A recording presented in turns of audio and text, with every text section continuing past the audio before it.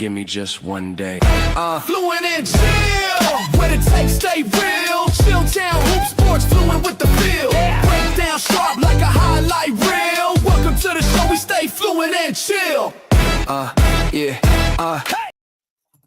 Hey. Hey. Did it work? Yes, sir. It did work. Good evening, ladies and gentlemen, boys and girls all over the world. Y'all know what time it is when y'all see us. It is myself, my man Tony Tone, who will be here momentarily in like less than a minute. He will be here pulling up on the set, and we will get to it, and we will give you guys what you've been looking for. Speaking of the devil, my man Tony Tone is in effect. Keep saying speaking of the devil. He's not the devil, by the way, guys. No, it's okay. It's okay. You can call me the devil. I'm just confused because I invited the wrong person to co-host. Yeah. And I'm like, cancel. I don't know who I just invited. Mm-hmm. We're coming to you live. In case you're wondering why I'm doing this, it's because YouTube over here has us on Chilltown Hoops Network and Sports Fluent. And then obviously TikTok is the behind the scenes where you don't have the cool lighting and the excellent graphics. And there are some pretty excellent graphics, I'm not gonna lie. This is what happens when we produce our own show and we come up with all the material. Speaking of producing something, Tone, I know that my man Tony Tone is a rant king. With you being a rant king, I don't have a rant today. Actually, you do. You 100% do. And let me tell you why you do. Because in the words of Stephen A. Smith, this is the bullshit I'm talking about. So Mr. Derek White has now sucked me in to this logic of, Tone, we did not land on the moon in 1969. He's on board with that. And now he's spreading this propaganda that this did not happen. Now, Tone, who is the king of conspiracy theories, yes, Wilt didn't score 100. That's not a conspiracy. That's a fact, but keep going. Wilt didn't score 100. Birds are not real. We didn't land on the moon. Some birds aren't real. So some of them are spying on us. But yes, okay, keep going. Birds are not real. In addition to birds not being real, we did not land on the moon. And because we didn't land on the moon, now this is turned into this conspiracy theory that's now seeped into the NBA and guys like Derek White. Tone, can I pause you for a second and ask? Do you mean this? And you're like, hey, do you believe we landed on the moon? And I don't think we did. I'm the non-moon landing guy. There we go. Here we go. Unbelievable. Sounds about right. Now, let me tell you something about my co-host here, my illustrious co-host here. He has the unique ability to pinpoint things and put a compelling argument together, even though the facts are in hand, right? So with the 1969 moon landing with Neil Armstrong, who was absolutely there. Who said he didn't land on the moon? Yeah. Okay, he did not say that, Tone. That's yes, he did. Yes, he did. Like what I don't. He said we filmed this on a soundstage. Quoted as saying it 100%. So I don't have to twist anything. All I have to ask is this question: do you believe the government is 100% honest with you? No, I don't believe that. Okay, so right off the bat, there's a question. 2, how is there a camera already set up there to record the first steps? 3, if the sun lights up the entire planet, how come you don't see any stars from the moon? That's because there's no. Okay, first of all, what? That's because there's no what? Because there's no air up there. So because there's no air up there. Oh, so if you're in a place with no air, there's no light? Yeah, isn't that's the idea? No. Okay, let me ask you. How about this? It took 1 million rockets to get that thing up off the ground. We've tried multiple times and couldn't do it. How did they just shoot off the moon and back to Earth? So the fact that we did not land on the moon, but filmed it on a soundstage, does that mean we didn't go to the moon at all? Is that what you're saying, Tone? Because well, hold on. NASA. Are you saying that? NASA is telling you we don't have the technology to go back. So we had the technology in the 60s and we don't now, 60 years later. Okay. Sure. 2, they say we can't get through, I forget what it's called, the firmament or whatever the hell it's in the Bible, it's called the firmament, but in science it's called something else. We can't get through that because we'll melt up because of the extreme heat. So we could do it then, but with tinfoil, but we can't do it now. That doesn't make sense. No. See, that's what I'm talking about. When I talk here's about what the shoe looks like on the bottom. Here's the prints on the moon. How did that happen? Oh my goodness. How did that happen? So there's just too many. Okay, how about this?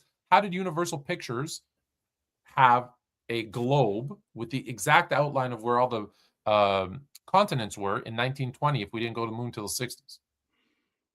Well, just because I know where it is doesn't mean that I'm going to go immediately. I know where How do you know what the Earth looked like where all the continents were? What do you mean, Tone? I mean, Universal Pictures, there was the globe spinning, and it shows all the continents in exact right places. Yeah. But we didn't have a picture until 40 years later. How did they do that if it wasn't all just made up? Okay, first of all, we don't know for a fact that we didn't have a picture. We don't know that. Yes, we do. No, we don't know for a Nothing fact. went into space in the 20s. We know for a fact we didn't have a picture. Okay, we also are dealing with flat earthers, right? And there's people who think that the Earth is round. Crazy stuff. Now, what you're trying to sell me, Tone, what Tone is trying to sell me is that we don't know what it looks like from in space, right? We don't know what it looks like from in space in 1920. No, we don't. We don't know what it looks like, but there's an idea of what the globe looks like. There's an idea of what Earth looks like. No, they have no idea. They have no idea. They have no idea. Maybe they do. It was flat. Then they said it was round. Yes. Then every time someone comes up with there's an episode of It's Always Sunny in Philadelphia where he makes an argument about like how we say, well, all the biggest scientists said this, but all of them were also wrong. And then someone else proved like gravity, we didn't know. The Earth was flat and then it was round. So my only question is the same thing with Wilt and the 100 points. So let me give the two because they're both very, very similar in this sense. Do you trust the government 100%? The answer is no. Would they lie to us for their own benefit? Yes. Okay. The U.S. had a huge reason to land on the moon before the Russians. It was the Cold War. If they didn't, we would have been inferior. We'd all be speaking Russian right now. Maybe not a bad thing. I don't know. However, did the NBA have a reason to lie for Wilt? 1,000%, because they were saying they only made money by buying tickets. So they said, oh, you got to come to the games and buy tickets. Look at the amazing things that happened. A guy scored 100 points. So they absolutely had a financial reason to lie. So if in my world of business and money, follow the money. If there's a motive, that's all I'm saying. See, this is how I get.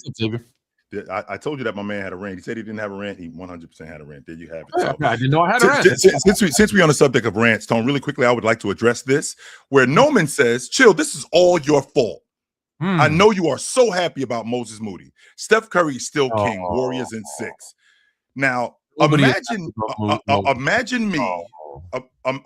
me being happy about Jimmy Butler tearing up his knee. No. Imagine me being happy about Moses Moody maybe having a career-ending injury. Imagine me being happy about the demise of the Warriors. No, this is what I told you. Tone gloats at me all the time, ladies and gentlemen. Tone doesn't gloat at me sometimes. He gloats at me all the time when he's right. Well, guess what? Guess what? I'm right this time. I told you guys. Yeah, but maybe you're happy because you put that bad juju into the universe. No, there was no bad juju. No, this was a fact. And the fact is that this team, outside of Moses Moody, this team was old. And they held on to these guys longer than they should have. That's the problem. But when I said that, I'm a Warriors hater. I'm a Steph Curry hater. When in reality, the window that you had to upgrade this team, you closed it. You allowed it to close after the 23 season. And you held on to these guys way longer than you should have. But I'm the bad guy when I say that this team is old. Aren't you okay with them just like saying, hey, we're going to ride these guys out until they just fall apart? Like we always talk about teams, we always say about teams they're not loyal. Yep. They get rid of their guys. So why should a player be loyal if a team's not loyal? Well, here's a team that is loyal. Here's a team that is keeping their guys past their prime and paying them too much money. You know what? Sell tickets. But let's not complain about them not being loyal then. And then on the flip side, complain about them being too loyal. So that's all I'm saying is, if you're gonna, have you ever complained about loyalty? No, I haven't. Okay, well then you've never said the teams aren't loyal. Oh, yes, I have. Yes, I have. Okay. Yeah, I thought you meant. But here's the difference, though, Tone. The difference in that is, I have no problem with you riding this thing until the wheels fall off. I have no problem with you wanting to roll with these guys until they can't play anymore. Stop trying to sell me that they're still what they used to be. Stop trying to sell me that. That's my problem. I don't have a problem with Steph Curry. I don't have a problem with Steph Curry still being one of the 10 best players in the league. I don't have a problem with Draymond Green being an elite defender. I don't have a problem with that. But stop trying to sell me that because you have Steph Curry, I know for a fact, I'm not thinking this, I'm not on the fence about this, where I know for a fact that in order to compete for an NBA championship, you have to be able to consistently play at that level deep into the playoffs. And he has proven over the years that I can't still do that. I can't do that. Hold on. If you agree that Steph Curry is still a top 10 player. Yep. You agree that Draymond Green is still a top 10 defender in the league? Maybe 15. Okay, 15. Jimmy Butler's still a top 20 player in the NBA? I don't think there's 20 players better. Okay. So if I have a top 10 player, a top 15 defender, and another top 20 player, I'm in contention. It's on me as an organization to put all the pieces around them, which I think if you look at the Gary Paytons and before the terrible injury, the Moody's and who they at the time they had like Trace Jackson Davis and Post and Pods, like they had pieces, not well-known names for the casual fan, but guys who can do certain things. And we've always talked about, for an NBA franchise to win a title, everything has to go their way. Let's be honest. They got to get lucky, the bounces, all that stuff. But most importantly, they need a number one guy, a number two scorer, a defender, and some rebounding. Now, I still think they lack the rebounding. However, they had the majority, 3 of the 4 pieces that you need to be successful. Yep. I don't think they were selling a bill of goods. I don't think they were like, let me think of I don't think they were the Brooklyn Nets telling you, hey, we're competing for a title. Like, they were there if healthy, if everything went their way. They were in the conversation if they stayed healthy. The fact of the matter is they're not in the conversation because everybody got hurt. Yes, and everybody got hurt because they're old. That's why they got hurt, Tone. Old people can be healthy. Yes, old people can 100% be healthy. But you know what makes old people healthy, Tone? Younger people. Absolutely. Younger people, they absolutely put some time on older people. Prime example would be your favorite player in Magic Johnson. I think Magic extended Jabbar's career for another 5 years. I'm convinced that he played longer because of Magic, of having a young guy like that, a young star like that. Only except they didn't do that, Tone. They're getting old, really good players who ultimately are going to break down with a history of injury, like buckets. Steph Curry just turned 38 last week. But he doesn't have a history of injuries. No, he's just old, and that's the problem. And you saw what happened to him last year in the playoffs. He broke down. Primarily, I'm not just saying because a hamstring injury could happen to anybody, but it's more likely to happen when I'm older. Okay. But we've seen the same injury that he was nursing the entire season. We've seen old championship caliber teams win. Such as the Bulls. Okay. The Bulls. Spurs. Right. We've seen them win. So heck, we've even seen the Warriors. They're not that far removed from adding Wiggins and winning a chip. Right. And Wiggins isn't better than Jimmy Butler. No, he isn't. But here's the difference with that, though, Tone. The difference with that was when they added the Spurs, for example, when they had Tony Parker, who was long in the tooth, but still viable. When they had Duncan, who was long in the tooth, still viable. When they had nowhere near who he was. Yeah, long in the tooth, but still viable. But you know what else they had? They had a bunch of really good young guys like Leonard. They didn't have that with the Warriors. Other than Leonard? Other than Leonard. So let's see. They had Danny Green, really good young player. Yes. Really good. I think Danny Green's better than any role player that they have on the Warriors right now. I would say Pods is just as good as what Danny Green was giving. I'll take Danny Green, better defender, better long ball shooter. I'll take him over Pods any day. Absolutely, I will. So in today's NBA, I think they're equivalent, but okay. So Danny Green, Kawhi Leonard, who is a generational defender. Listen, Kawhi Leonard, 100%. Yeah, you're not going to get an argument from there. But after that, I think is where.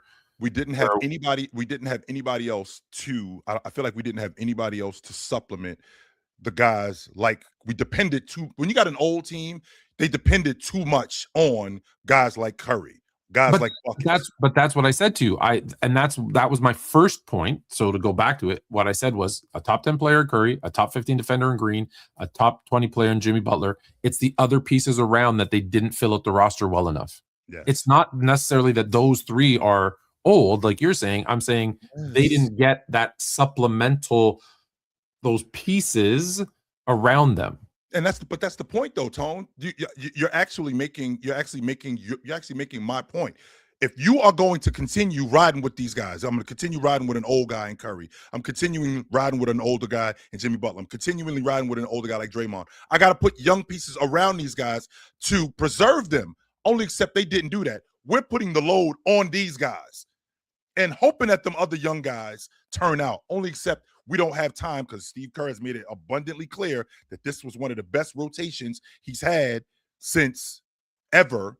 But with that being said, those guys didn't really pan out. So, well, he's also done a horrible job. He's also done a horrible job when you think about, the whole Kuminga situation was so poorly handled. He didn't develop him, and maybe there's nothing there to develop. I'm not saying I'm not putting it all on him, but they refused to get rid of him. He didn't want to be there. They didn't want him there. But let me just run down the roster. And maybe it's not Paz. Maybe it's, I don't know, Gary Payton. That's the equivalent of Danny Green. I'm maybe not high on Danny Green, but hold on. If you look at who's supposed to be the starters, okay, you've got Curry, Butler, Green, and it should have been Porzingis. They just added Porzingis, sure. No, I mean at the trade. Yeah, I meant for kind of going on. Yep. I'm removing them from the list so I can go through. So then you got Pods, Post. I kind of like this Cryer guy because I saw him play. I saw him play in Detroit the other day. He looked good. Pat Spencer. Like there's it. Did I mention Gary Payton? Yeah. So just they feel like that was enough. I'm with you. I don't think that was enough. I didn't think, because I think they hung on to Kuminga for too long, and I think there would have been an opportunity if they would have moved Kuminga in the offseason to do something better with him. The young guys that they had on that roster, Tone. So Tiago Splitter in year 3, Patty Mills in year 4, Leonard in year 2, Corey Joseph in year 2, Danny Green in year 4, Boris Diaw, right? Shannon Brown, Matt Bonner. Like these are the guys that they're supplementing the old guys with. In addition to Pop's system, which is, to your point, much better coaching. Well, yeah, you already know how I feel about Steve Kerr's inability to coach. Yeah, much better coaching. So, I mean, I say that to say, Tone, they held on to these guys way longer than they should have, and the fact that I am getting blamed by this goofball about what was going on there is just completely and utterly nonsense.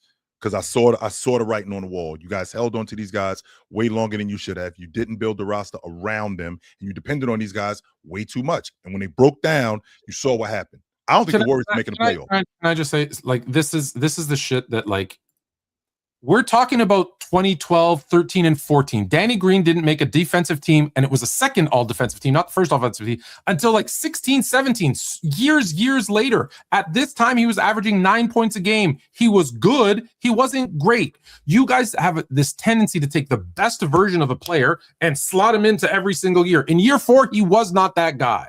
I'm sorry, he wasn't that guy. He wasn't what year did he win defensive? What year did he make all defensive team? 16, 17? I want to say 17, Tone. Yeah, he was on all league defensive. 17. We're talking about 13, 14, 12, 13. He's not that guy. So who doesn't know basketball? You don't know basketball. I'm sick of these people in the comments thinking they know everything. You know nothing. Yeah. My family's yelling, saying nothing. They can hear me. My apologies. Mm-hmm. Yeah, but it is your fault. Bad juju in the air. Interesting. Mm-hmm. Let's start over here because he's not a superstar, but he did pass Michael Jordan in the all-time scoring list. Mm-hmm. Does it mean anything? Yes, it does. Absolutely, Tone. I feel like this. What does it mean? I think that him being a top 5 scorer and what he produced throughout the course of his career, I think this validates his ability to score and the conversations that he's been in as one of the best scorers in NBA history. Because to average over 25 a game for more than 15 years, I think I want to say he's either sixth. He's right. I think he's right outside the top 5, or if he's not right outside the top 5, he's in the top 5 all time in points per game for his career. So, with that being said, I think this validates the longevity of him. I think that this validates his ability to be a versatile scorer because, and on top of his ability to be a versatile scorer, I also think that it validates him just as an overall bucket getter. And to be able to do it in 3 different decades, to do it in the 2000s, to do it in the 2000s, to do it in the 2010s, and now to do it in the mid 2020s, I think it's nothing short of fantastic. Tone, we have a guy who I've heard countless times about, this is the next Michael Jordan, this is the next Shaquille O'Neal. I don't think that in my lifetime I'm going to see KD again. A guy of that size. You've heard people say it's the next KD. And I haven't seen it. And I have not seen it. I don't think in my lifetime I'm going to see KD again. I don't think I'm going to see a 6'10" to 7-foot guy with that kind of handle and that kind of jump shot, and to be able to score at that volume, at that kind of volume. I feel like I don't think that I'm going to see that kind of scoring again in my lifetime. I think Wemby's going to be something otherworldly in terms of an overall play, but I'm talking about as a pure bucket getter, a guy very much like I had this conversation with you, Tone. We talked about pure passers in the NFL, where I said I think Peyton Manning is the best thrower, just pure passer. 3-step drop, 5-step drop, there he is, hit him. I think he's the best that I've ever seen. Marino, Montana, Brady, all of them guys. I feel like Kevin Durant, with him being on this list, I feel like this validates him for being that kind of scorer. So here's my thing. So he's, I think, 6th all time in points per game right now, behind Elgin Baylor, Luka, who now has played enough games to be in that list, Jordan, Wilt, and I'm missing somebody else. However, I think him and James average around the same amount of points. James is below. And dropping this season slightly because of what he's averaging this season. That being said, my question was, does him moving up to 5th on the, forget that he's past Jordan, for him moving up on the list to 5th, does that make a difference? And my argument is no, because his total numbers, everything you said is true. Efficiency, versatility, the points per game, how he's done, 25 plus points per game for X amount of years. All of those things, I'm with you. I agree with you. And that's what makes him one of, if not the greatest scorers of all time. His totals mean nothing. Why though, Tony? Whether he's 3rd or 5th or 7th on the all-time list, I've given you so many examples where, like, Robert Parrish, I've told you this before, Robert Parrish has more points than Dwayne Wade and Elgin Baylor and Larry Bird and, all these great scorers. It doesn't make Robert Parrish a better scorer. No one would ever say that, right? Bill Cartwright has more total points than Gilbert Arenas. But if we're talking about who's the better scorer, no one in their right mind would say it's Robert Parrish. So what I'm saying is, you don't need that to be your validation. He could be 1st on the all-time list. He could score 45,000 points and pass LeBron. It doesn't make him a better. That's not what makes him a better scorer than LeBron. Well, just like, would you say that John Stockton's the greatest passer of all time? Would I say he's the best passer of all time? I think that I don't think he's better than Magic, but the fact that he's on, but the fact that he's, but here's the difference though, Tone. The difference is that he actually is on this list, and he's right next to Magic Johnson. Not just because he's an awesome passer, but the fact that he accumulated and produced what he produced over the course of his career.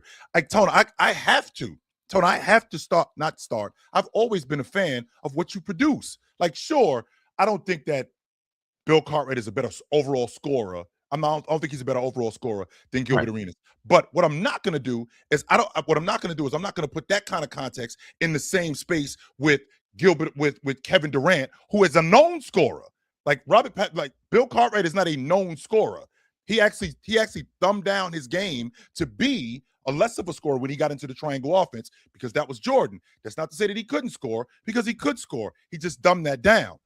Okay, here's Durant on the other hand.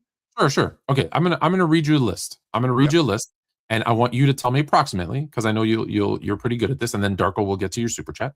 You tell me how many years they've played. Okay. So I'm just gonna go down the all-time NBA list, not ABA, NBA, just NBA. Just the NBA. That's all we did. Sure. LeBron. James has been in the league 23 years. Kareem. Jabbar played 20 years. Malone played 20 years. Kobe. Bryant played 20 years. Malone played 19, actually.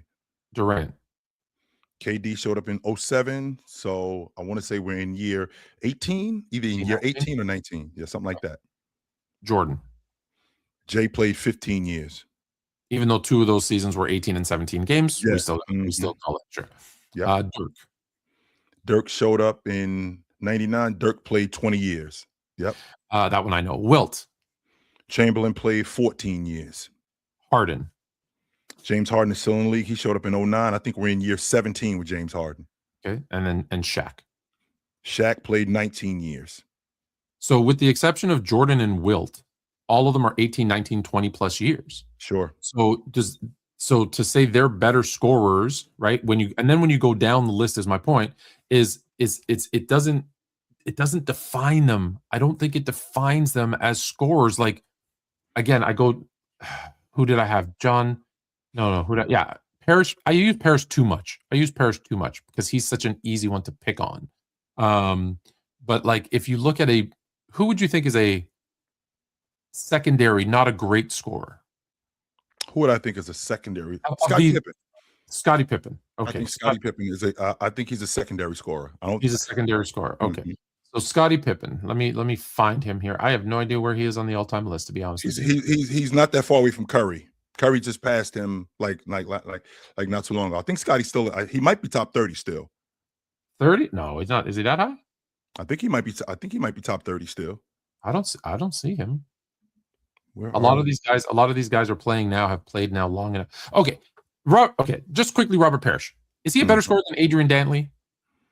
Robert Parrish, I don't think in my opinion, I don't think he's a better scorer than Adrian Dantley, but Dwayne Wade, Elgin Baylor, Damian Lillard, Larry Bird, he's ahead of all of those guys. I can't find Scottie. Are you sure he's not lower on the list? He is lower on the list. He is actually, where is Scottie? He wasn't that far away from Scottie Pippen is 68. He's at 18,000.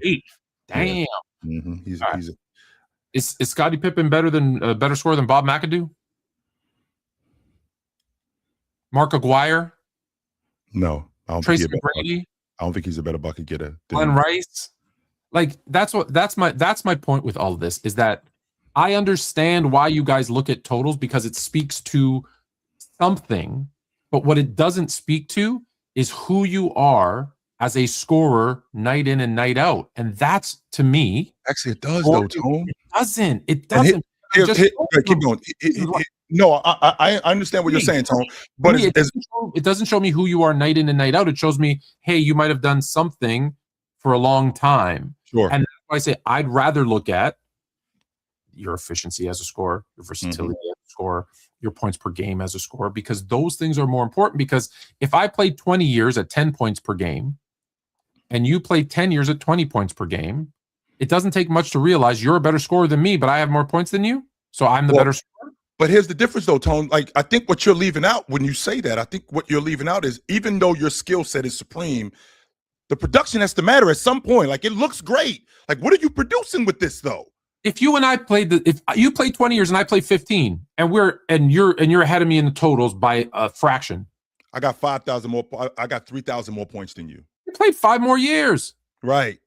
So that doesn't make you a better scorer. That just means you played longer. I did play longer and I produced more. Now, here's the difference though. No one's hold on. Double agent. No one's talking about LeBron. Relax. No, we're not talking about him. No, but now because I played longer, that goes into it 100%. It's not just putting the ball in the basket. That simple. No, your skill set does matter. And what you do with that skill set also matters with me. And where you did it, who you did it against, how often did you do it? how long you did it. Tony, if you played 15 years and I played 18 years and I was better in the playoffs as a bucket getter, that may give me the edge over you. Okay, but again, you're adding in, are you talking per game or total in the playoffs? I'm not just talking about per game. I mean, I think all of that stuff matters. That not just per game in the playoffs. I'm talking about what I produce total. Because I could have in the Eastern Conference Finals where I averaged 21 a game in the East Finals, and I wasn't great in those East Finals in 3 years. But we got to the NBA championship, and that 21 went up to 26 because I got a better matchup, and my skill set actually in my skill set produced more. So when you're talking about being an all-time great, how long you do it matters. What you produce with your skill set matters. And it's always mattered to me. And I feel like KD, if all you knew was this, I averaged 25 a night. I did it for 10 years at 50%. You average 20 a night at 45% for 20 years. You have more total points than I do. Yep. I'm still the better scorer. Because you did it more efficiently. It was the same in the regular season and the playoffs. It was the same in the regular season. Because you did it more. So the fact that you played, I did it more night in, night out, and I was more efficient at it. So the totals mean nothing. They 100% don't. I completely disagree with that. The reason why I disagree with that, Tone, is because, and I know we got to move on. Okay, we got to move to the next topic, but you haven't given me one argument as to why totals matter in totals matter because I've said that countless times, Tone. The reason why totals matter is because it's a result of what I produced with my skill set. Kevin Durant, who has the most unique skill set of a guy his size, this is what I produced night in and night out. I averaged 25 a game for my career, 26, 27 a game for my career. There's only 5 guys in NBA history who could say that they did that. That matters. So what's 100%? But if he did that averaging 15 a game, would we be saying he's a great scorer? If he did that averaging 15 a game, we wouldn't have him on this list. Yeah, he wouldn't be validated. Yeah, he played 25 years. But it wouldn't be validated because he wouldn't have produced that. What you produce matters. And my argument is the fact that what your skill set is has to coincide with what you produce. If you're just super awesome and you're super nice with the basketball, if you're not producing, then it doesn't matter to me. Yeah, I disagree because I think producing is what you do night in, night out, and I'm not going to give an award to someone who just does it for longer. If I have to pick one between totals and per game, I'm skewing the weightedness to per game because that's what I'm going to get in night in, night out, because I only play one game at a time. I don't care that you scored 4,000 points or 40,000 points if you're only scoring 10 a night, and because that doesn't equate to winning. It's night in, night out. You win games night in, night out. No one's giving you, oh, wow, he scored 30,000 points, so his team must have won a lot of games. Nope, they lost them all. It doesn't make sense. About winning or losing. This is about no. But it is because the point about scoring is this is about being a bucket getter. That's it. This ain't about nothing else, Tone. Yeah, bucket getter. So I got more buckets per night. So that's why the scoring title is per game, not per season, not per career, not per quarter, not per month. Darko. Oh, to go along. Sorry, let me read the first one first. What's good? Do y'all consider Kawhi an all-time great scorer? Kawhi has been averaging 25 a game for the last 7 years on almost 50, 40, 90 splits. It feels like he's not looked at as a great scorer. I think he's a great scorer. Yeah, absolutely. To go along with that last super chat, Kawhi also has the playoff production, showcasing how great of a scorer he is over the last 7 postseasons. He's averaging 28 on 51, 39, and 88 splits. I don't think that there's anybody that doesn't think that Kawhi Leonard is a great scorer. I don't think that there's anybody who doesn't believe after watching Kawhi Leonard, not just in the regular season, but in the playoffs, think that he's not a great scorer. So I say that to say there's other, I think you can have a conversation with him and other great scorers in the NBA. I do believe that. And so here's a great example of a guy who is a great scorer, but because of injuries and degenerative knees, hasn't played enough. And if we look at Kawhi Leonard, like how far down is he on the all-time list? Like he is, like, do we even know how low he is on this list? Kawhi Leonard is wow. Yeah, wow. Yeah. And you got to scroll a whole lot. Where is he on the list? Because I think he's got like 14,000 points or something like that. If we're talking about him, yeah. I think So here's a great scorer, in your words, here's a great scorer who averaged 25 to 28 a night over the past 8-9 seasons, whatever. Do you have any idea where he is on the list? I can't find him, to be honest with you. And I know that he's on there somewhere. Kawhi Leonard for his career, in terms of totals, yeah, he's definitely on the list. Yes, hold on for a second. I'll find him right now, Tom. Kawhi Leonard is he's at 122. He's below Kyle Lowry, Joe Dumars, Jerry Stackhouse, and Jimmy Butler and CJ McCollum. 122. I did not go down that far. Okay, so 122. Okay, this is a great thing that will prove my point. So you're telling me that Kyle Lowry, Joe Dumars, Mike Conley, Buck Williams, Elton Brand, Drew Holiday, I'll even give you Drew Holiday, Jeff Malone, Kevin Willis, Jack Sikma, those guys are all better scorers than Kawhi Leonard? I think Kawhi Leonard has a better skill set than him, but what I'm not going to do is I'm not going to discount. I'm not doing that. No. Is he better than Otis? Is he a better scorer than Otis Thorpe? Yes. He's got a better skill set. He's got a better skill set than Otis Thorpe. But this is what Otis Thorpe produced. This is what I produced. You being able to hold up, that matters. The fact that you're produced 14 a night.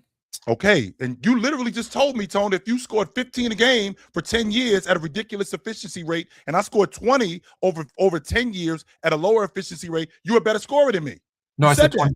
I said 25. 25. Yeah, not 14. 25. I had 5 more points a game. The point that I'm making is a guy like Kawhi Leonard, one of the main reasons why, like he just said 7 years at 28 a game in the postseason. Okay, first of all, that would be since 2019. So for the last 6 years, he broke down in the postseason. So with the exception of last season, that's just not fair at all. That's just not fair to say that at all. He only played 2 games and he broke down. That stuff matters to me. I care about that sort of stuff. So the fact that your skill set is unique, the fact that your skill set is elite, I think that does matter. I'm not going to argue that. What did you produce with that skill set? Well, I wasn't able to hold up physically. That's a you problem. That's not a me problem. But that's a you problem. But that's my point though, is your health does not take away from your ability. Yes, it does, Tone. Yes, it does. Because you're not available to do it. Just because physically you look better than me and you can run faster than me, but we get to the 80 meter mark and then your tire blows, but I can keep running. Yo, you only faster than me for 80 yards or 80 meters. No. See, that's a bad analogy. The better analogy is you and I are running 100 meter. Okay, there's 10 events this season. I can only come to 6 because I am injured the other 4. But in those 6, I run a 9.99. In all 10 of them, you run a 10.2. I'm better than you. I'm faster than you. Just because I couldn't compete those 4 times, I'm still better than you. That's a you problem. No, that's a you problem that you're not fast enough. You're not fast enough. You can't beat me. You can't beat me.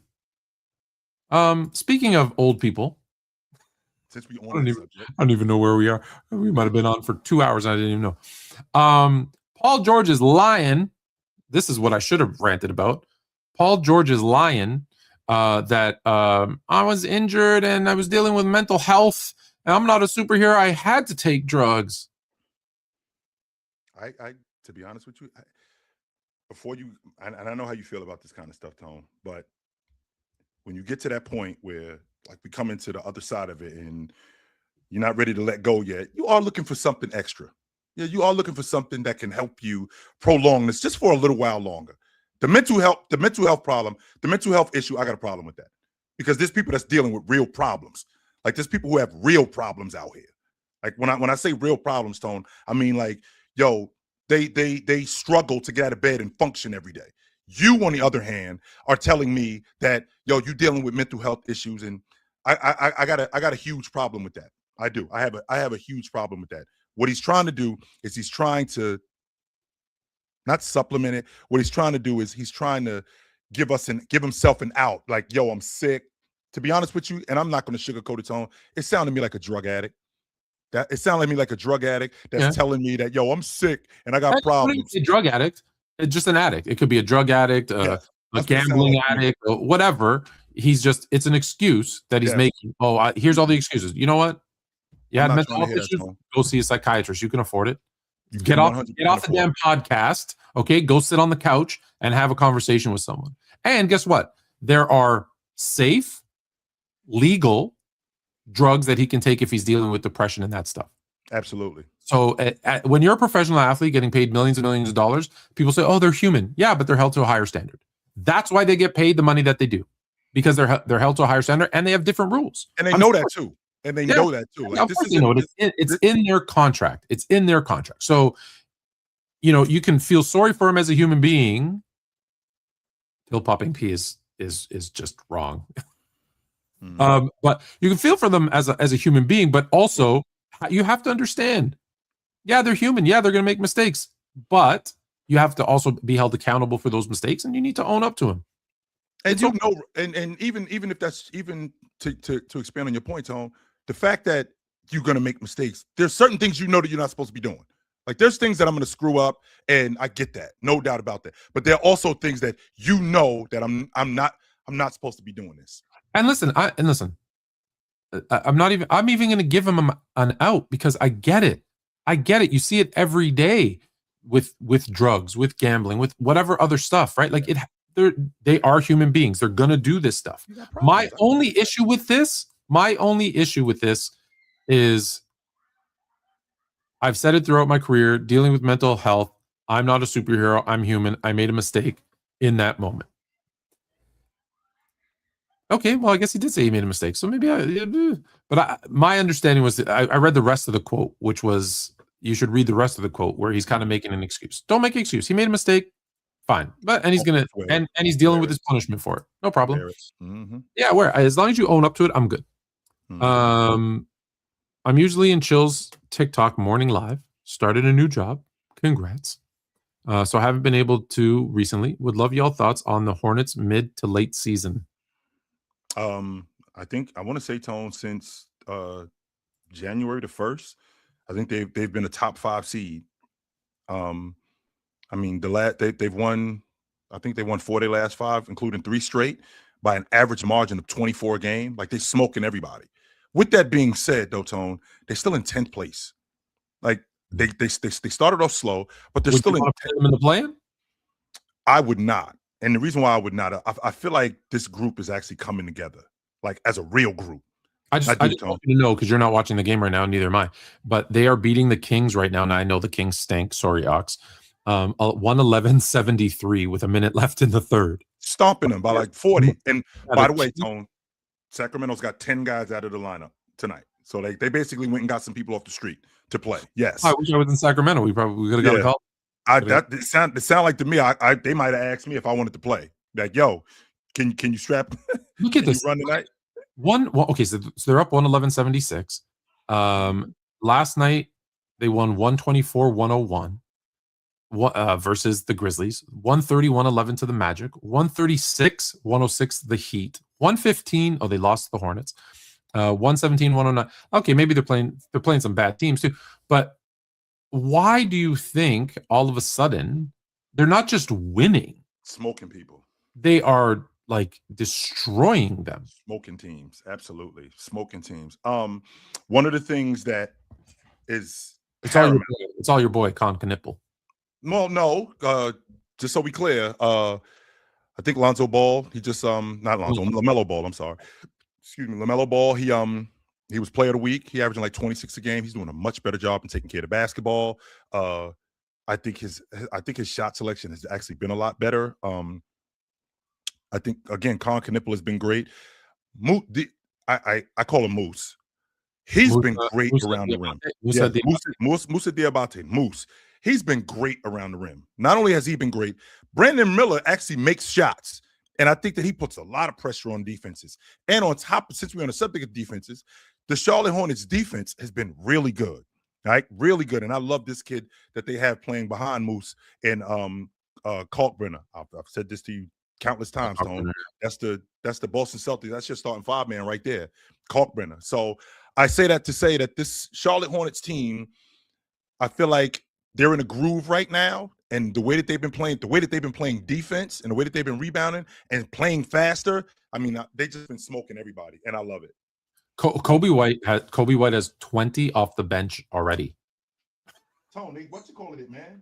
This team that they have, this team that they playing in Sacramento is a LA Fitness team. That's what they're playing right now. They playing a team from LA Fitness.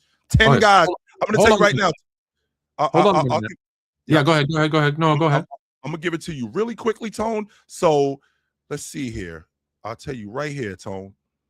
This is who they have out of the lineup tonight, right? This is who's not playing.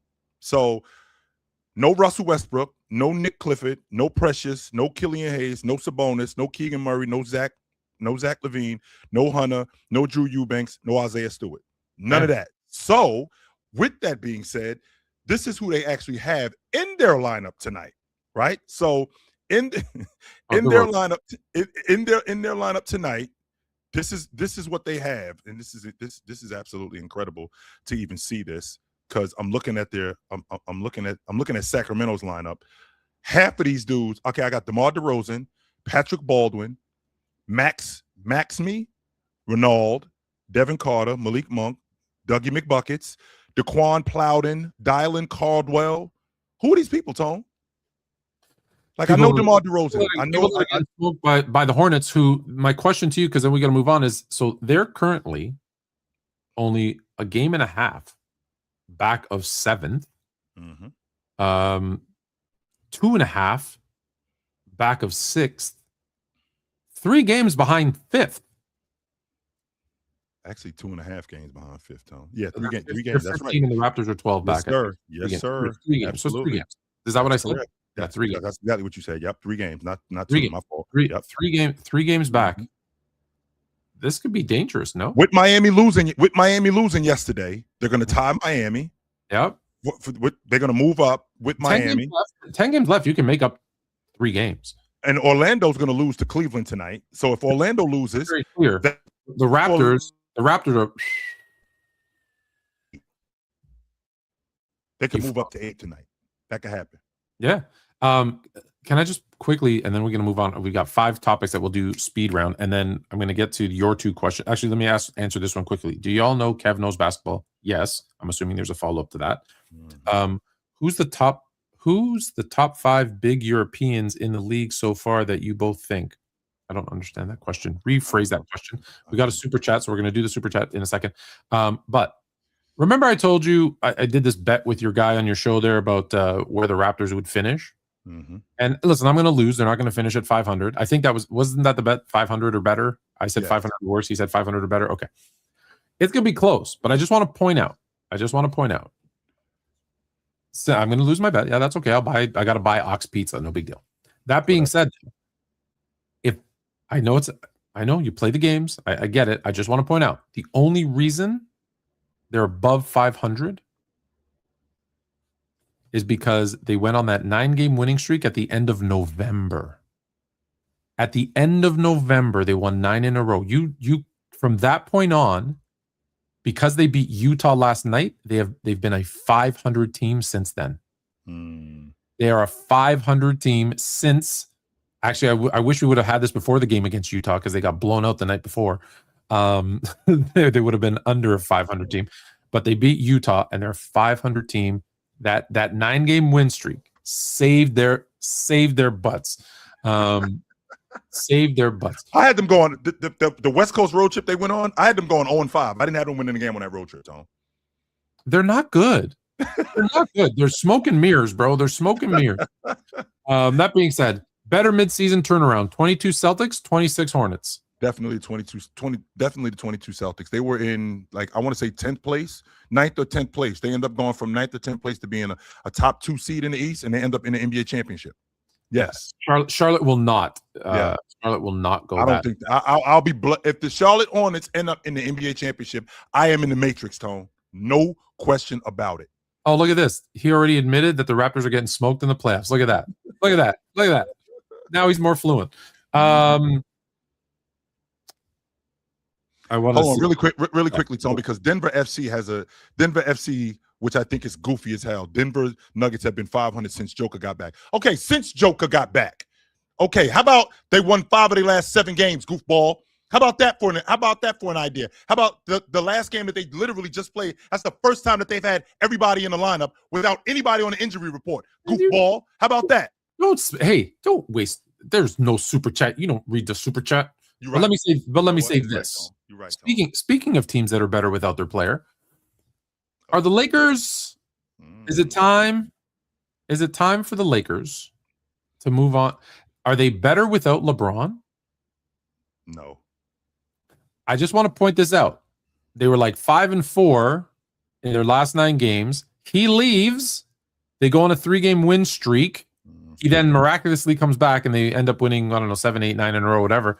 Not a coincidence, by the way.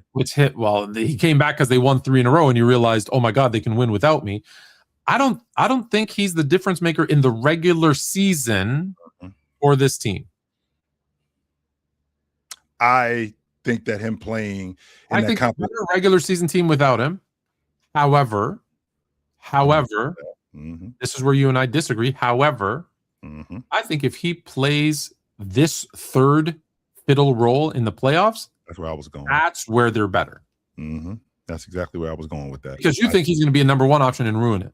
No, I don't think that. Not anymore. I did. I did. Changed your mind already? Yes. And the reason why is because I've seen him now play in that complementary role this way.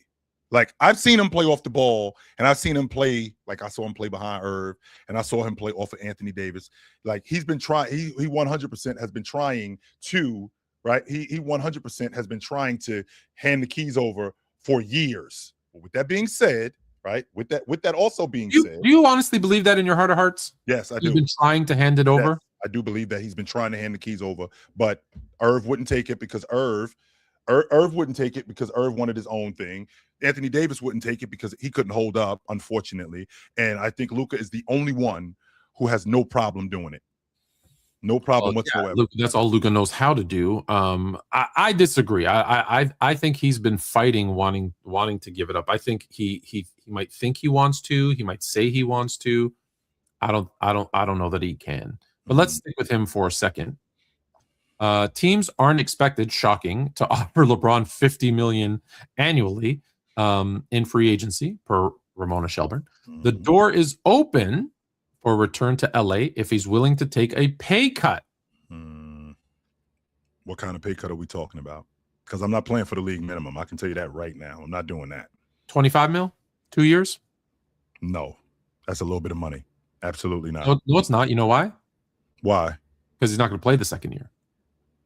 So we're basically saying we're going to give you $50 million for 1 year, but you know you're going to retire. This is your last season, so I'm going to give you 25 for 2. So it doesn't. Oh, $25 million a season for 2 years. So like, so basically, what? 25 per. 25 per. We give you 25 per. Yeah, so 50 over 2 years. You're only going to play the 1. I'm still going to pay you, but then it helps me from a salary cap perspective. You still get the $50 million, and you have your farewell tour. I don't hate that logic. I don't. I still think he should go to Cleveland. Yeah, end his career in Cleveland. I still think he should end his career in Cleveland.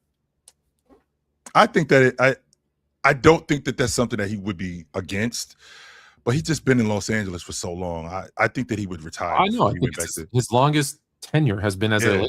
Yeah, this is, what are we in, year 8? I get it. Yeah. Listen, the greatest franchise in history. I understand he's why been there for 8 years. Absolutely. I just feel like the Lakers have their next version of themselves, who they're going to be. It's a Luka Reeves, whatever.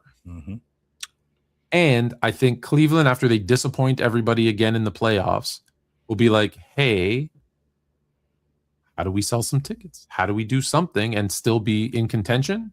I think you slide LeBron in there. He has a nice farewell tour. He gets to wear, the Cleveland colors again, his home team. I think that's a better story. I think it's a better story. And let's be honest, that's what we're doing, right? Yes, that's exactly what we're trying to do. We're trying to create a narrative. Absolutely. And with him playing that last year in Los Angeles and him saying that, this is my last year and I'm going to retire after this year. Yes, I think that's a big deal. I think that we can create a narrative. I think that we can make a whole lot of money, very much like we did with Bryant with his farewell tour. Imagine that. 2 farewell tours in 10 years. Wow. Yeah. Oh, yeah. I'm sure the Lakers want. No, see, here's the thing. I don't think the Lakers want to do that. Had it been Jeannie Buss, yes. I think with the new ownership now, who's going to be spending a ton of money. Don't forget, they didn't even have a scouting department under the Buss family.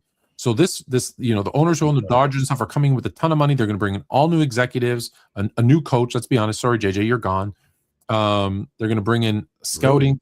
Yeah, I think you're going to see a whole new revamped everything, and they're going to build around. Hey, this is our future. We got Luka now. Let's assume for the next 10 years. We emptying all the coaching staff. So we added the James business. This coaching staff, we're done with these guys. Even though we got a really good coaching staff, if I'm being honest with you, we're gonna get rid of all of these guys. We added a James business, and we're gonna build this team around both Luka, Austin Reeves, and whoever else we're able to bag. Yeah. Does Luka want to be around for that? They have the most money available this offseason. They're gonna want to make a splash because they've realized what they didn't do at the end of Kobe's career when they stunk. They didn't have a plan, right? They did not. So now they're this like I said, had it still been the Buss family, I would have been saying the exact opposite. Because of what I know about these guys, how they ran the Dodgers, they're not going to wait around for nostalgia. They're just going to be like, hey, if you want to come on, we're not in the in the wheelchair business.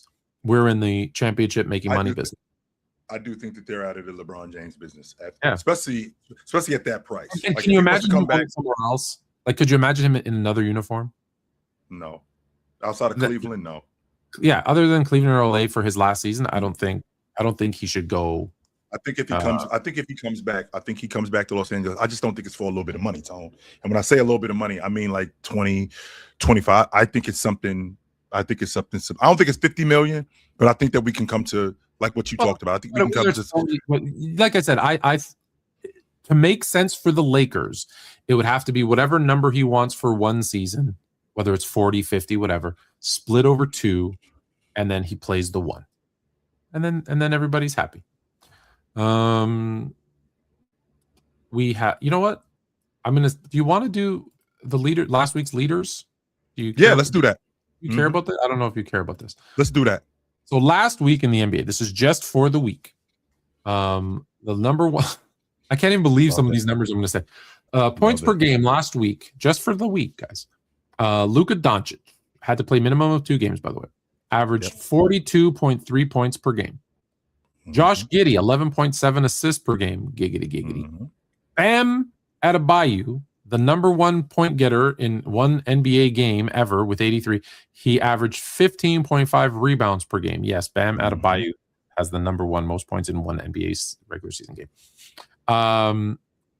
Yves Messi, 3 blocks per game. And Tyler Hendricks with 3.3 steals per game. Those are your NBA leaders last week. We have to end on this one. We have to end on this one because it's kind of a combination. Sorry, we're going to skip the draft. We can do that next week because the draft is a long time away. Wemby, my MVP, my defensive player of the year, and my finals MVP, Wemby, was asked, like, what is your case for being the MVP? And he said, defense is 50% of the game. I believe I'm the most impactful player defensively in the league. We almost swept OKC this season and dominated them. Facts. Offensive impact is not just points, also facts. He made his case. Do you believe? Yes, I do believe him. And Tone, when did we go away from guys campaigning to be something? if I'm not mistaken, Tone, if we rewind the clock back to last year, can you tell everybody that's tuning in, Tone, how Draymond Green ended up in the Defensive Player of the Year conversation? Because he told everybody he should be. Did he not tell everybody that, Tone? 100%. He 100% was like, yo, how come y'all ain't paying attention to me? Hi, over here, Defensive Player of the Year. Do you know why it stopped? Do you know why it stopped? No, I don't. Because these players thought they were too cool. And they're like, I don't want it. I don't need it. I just want No, I want MVP. I want people. I want all NBA first team. I want it. Like, go out to say it and then play it and prove it. That's what I want in a player. I don't want Peterson on Kansas. I know I said we weren't going to talk about the draft, but who's just like, I don't know if I want to play. No, I'm getting Ben Simmons vibes. I don't want that. I want a guy who wants to play, who wants to win, who wants the awards 1,000% every single time. This is why I love Wemby. And Wemby's campaign, and to your point, Tone, he is looking at Joker. He is looking at SGA. He is looking at Luka and going, I'm better than all of these guys. I'm not better than Joker. I'm better than all these dudes. He is everything that he told you, Tone, is nothing short of, I'm the best player in the league. I just haven't said it. For him. That's basically essentially what he's saying. I'm the best player in the league, and y'all just don't see it yet. I am the best player in the league. Forget Joker, forget Luka, forget SGA. I'm the best player in the league. I dig that. I 100% dig that. I love that. But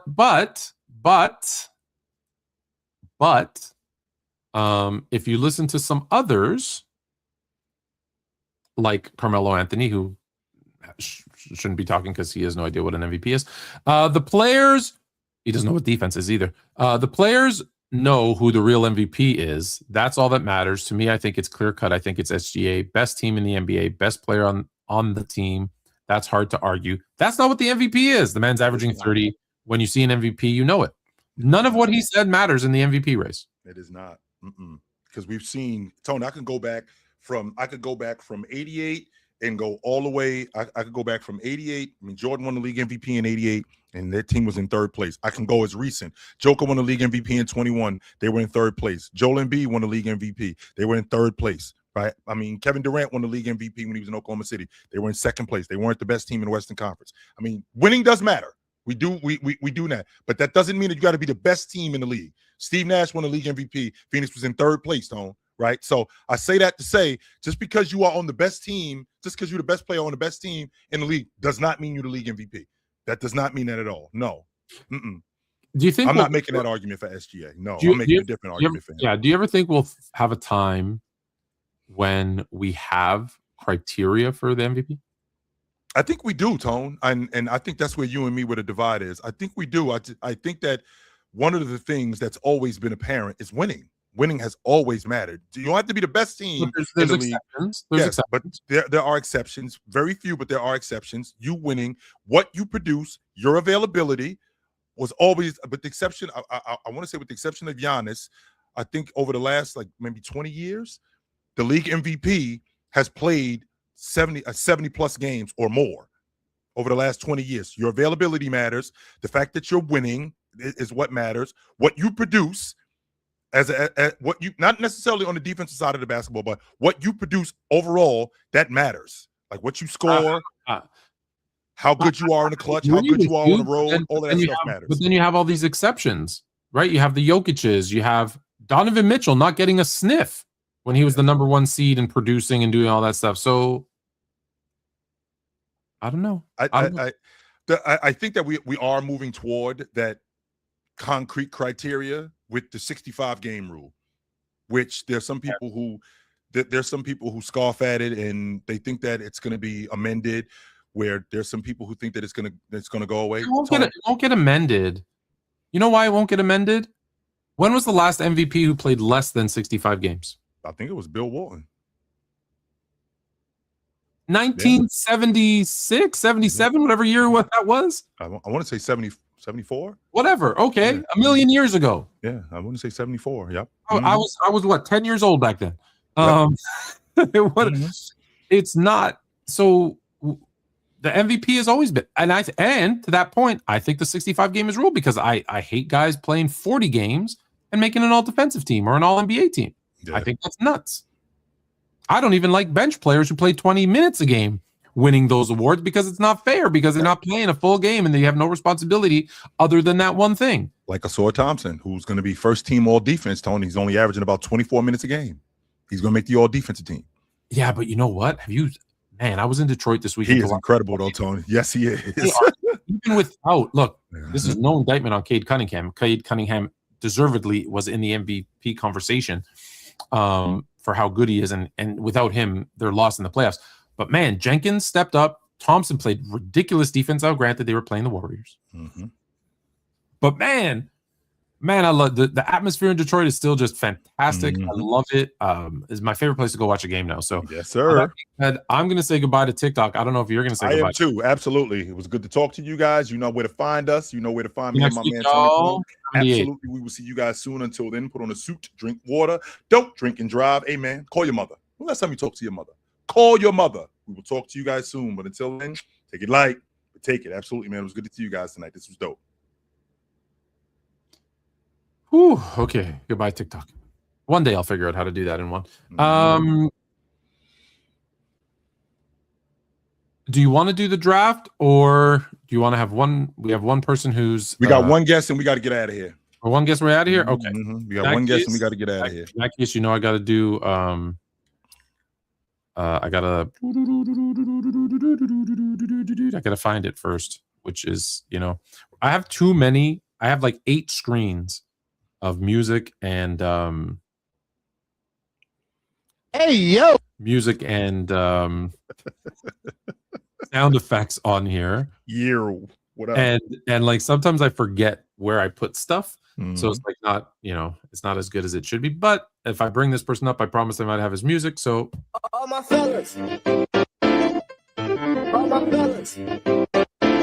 All my fellas.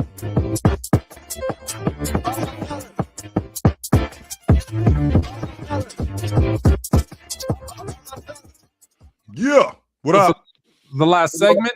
My two cents. What's good, fellas? I appreciate y'all bringing me up. I'm gonna try. I watched the whole show, so I'm gonna try to touch on some things we already talked about. Next week. Yeah. Real quick is what's a good one to start with? And from all the stuff you said, now I just keep go off in that. It's up to you. It's up to you. Up to me? Yeah, you whatever you was watching. What's on your mind, brother? Okay. We can do the Luka thing. About the MVP. Well, we'll go MVP race. That's a hot topic. Yep. Now I understand. This is Luka's MVP winning that's his Super Bowl. So we good on that. I don't think he really cares that much about the championship because the dude is lights out. If you know basketball, the dude lights out. I don't care nothing about slow and all of that. Now, when I'm in San Antonio, I get a chance to holler at the Spurs and be engaged in it. Wemby, before he played one game in the NBA, he's a better player. He was already anointed. He was anointed. So I'm like, I don't understand the big discrepancy when people trying to compare different players. Okay, you might have a better NBA career or whatever. You can say that because you say first day, I haven't played yet, but that doesn't make you a better player than this guy. And this is where the arguments come in. I was like, come on, bro. If you ever seen some of these guys play, it is like, it's phenomenal. You know, if you go to a couple of these games, you look at the guy, they're giants and they have the athletic ability. You think Wemby's better than Luka? Oh yes. Yeah. That's not even close. But you can put a caveat on it. Wow. You think he you can put a caveat on it if you want. And say he's better at this or you better at that. Because they don't even play the same position. I don't like comparing guys that play a different position or different role. Right. So it's harder to do those guys. I can't compare centers to Allen Iverson, in the game of basketball. That's unfair. First of all, they didn't even get asked to do those things. It's a difference between you getting asked to do something and you can do it, but you didn't. Like I got asked that in the past. Like, is Karl Malone better than Allen Iverson? I'm like, come on, man, don't do that. No, that's not fair. He didn't get that. He didn't even get asked to do certain certain things in that nature. But hey, don't run. Hey, Fluent, don't run LeBron out, please. Don't run him out of don't run him out LA. I know we looking at it like it's the end. I got one. Run him out of LA, or you don't want me to run him out of the league? No, LA. He ain't going out the league yet. Okay. No, I don't think. I don't think he should. No. But we know that return on investment was pretty doggone high with LeBron. Anywhere he goes, the return on investment is still going to be high. That money they talk about, 50 million and the stuff, They'll that is that high. back times 10. They'll make that back times 10. Times 10, bro. I was like, people not even looking at. I mean, you know how many times I got pissed off when the Lakers would come or different teams would come, and the guy he was in street clothes like Anthony Davis. Man, think about it. I saved up $3,000 for courtside seats, and my favorite player or players didn't show up. That's kind of unfair to the league, and that's where we at right now. I hope they fix it. I don't think it ever be fixed. They used to play back in the day. That's Absolutely. not. They're doing that Peterson stuff. Mm-hmm. Absolutely. Yeah. I appreciate you, man. I know y'all short on time. Good to talk to you, brother. We know where to find you at, my man. Yes, sir. All right. Yes, sir. I don't know how I did that poll, and I don't even know if people could vote. I just saw a new button on StreamYard, and I thought, hey, I'm gonna press it, and it worked. Yes, sir. It worked. So, oh, hold on. Dope. Peace out. Do you want a little? You know what? But it's us, ladies and gentlemen. My man Tony Tone and me. You know where to find us at. Every red version. We got a red bottle, and we got a David Beckham version here. And we got a blue version.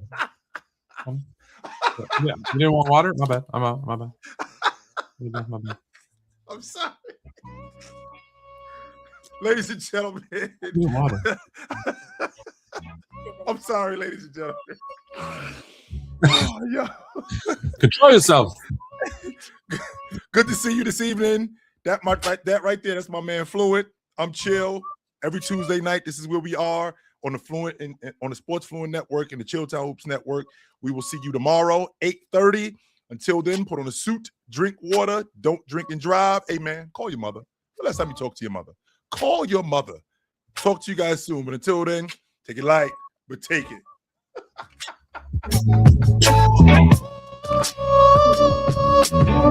You would think that. Thanks for watching Fluent and Chill. Don't forget to like and subscribe every Tuesday at 8 p.m.